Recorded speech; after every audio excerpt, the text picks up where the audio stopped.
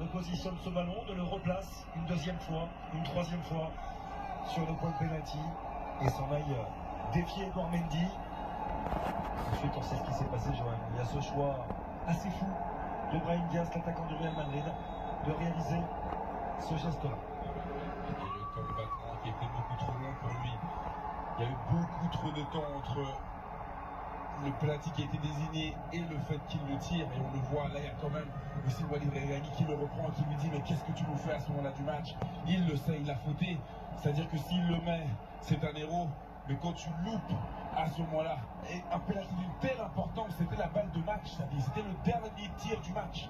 Et là on le voit, geste complètement loupé, Edouard Mendy qui est resté au milieu aussi et qui peut capter ce ballon surtout. Dans la continuité, fin donc des 90 premières minutes, ouverture de cette période de prolongation et sur l'une des premières possibilités, 94e minute, ça Pape Gueye, bien lancé dans Idrissa Gana Gueye, qui tente sa chance, le coup de canon sous la barre transversale de Yacine Bounou qui cette fois-ci n'y peut rien, et le Sénégal qui mène à 1-0.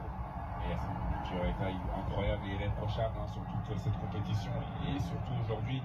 Mais là on le voit, c'est cette belle récupération de Sadio Mané qui est décalqué, qui retrouve Pape Gueye qui a vraiment cet ascendant. Le fait de pouvoir garder ses appuis, surtout de pouvoir garder Achraf Hakimi à distance.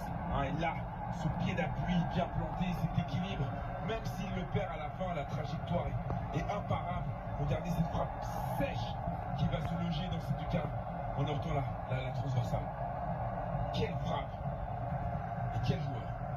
Tout en détermination, Pape Gueye. Ça n'était pas parfait, techniquement, là aussi le pied d'appui était un petit peu loin. Il doit s'étendre de tout son long, mais quelle frappe, quelle frappe.